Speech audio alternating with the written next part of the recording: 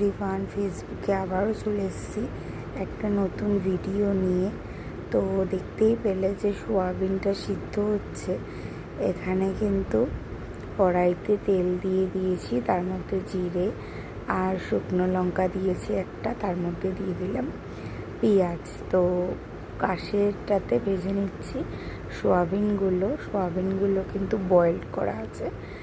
তো সোয়াবিনটা আমি ভালো করে এখন একটু ভেজে নেব, আর সাথে তো পেঁয়াজটাও ভাজা হচ্ছে।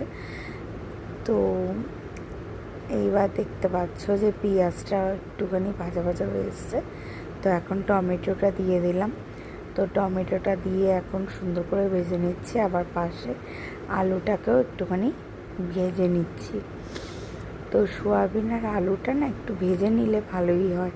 তো এবার দেখতে পাচ্ছ পেঁয়াজ আর টমেটোটা ভালো করে হয়ে গেছে, ব্রাউন হয়ে গেছে। তো ওই জন্য আদা বাটা, রসুন বাটা আর লঙ্কা বাটা দিয়ে দিলাম। তো আজকেরটা হচ্ছে আজকের রেসিপিটা এমনি ভালো হয়েছিল, হালকা পাতলা ওপরে হয়েছিল, কিন্তু আর একটু ভালো হতে পারতো। তো আমার এইটা রিভিউ। তো এবার দেখতে পাচ্ছ যে হলুদ গুঁড়ো দিয়ে দিলাম, তারপর দিয়ে দিচ্ছি জিরের গুঁড়ো, তারপরে দিয়ে দেবো নুন, আর একটু দিয়ে দেবো ব্রাউন সুগারটা একটুখানি ওই রঙটা যাতে ভালো আসে, তো সেটার জন্য দেয়া। তো ওই জন্য ব্রাউন সুগারটা অ্যাড করব।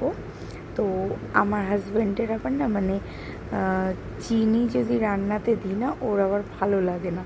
এবার ও যেহেতু এখানে নেই, আমি রান্নাটা করছি, তো ওই জন্য আমি কিন্তু চিনিটা লুকিয়ে লুকিয়ে দিয়ে দিই ওর রান্নায়।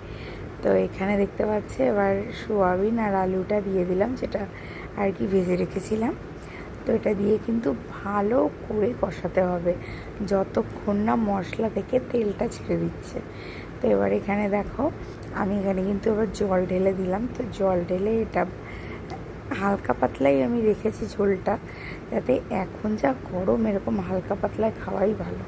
তো দেখতে পাচ্ছ আমার সোয়াবিনটা হয়ে গেছে কমপ্লিট। তো আমি এটাকে বাটির মধ্যে নামিয়ে নিলাম। তো কেমন হয়েছে আমার সোয়াবিন রান্নাটা তোমরা প্লিজ কমেন্ট করে জানিও। তো চলো, টাটা।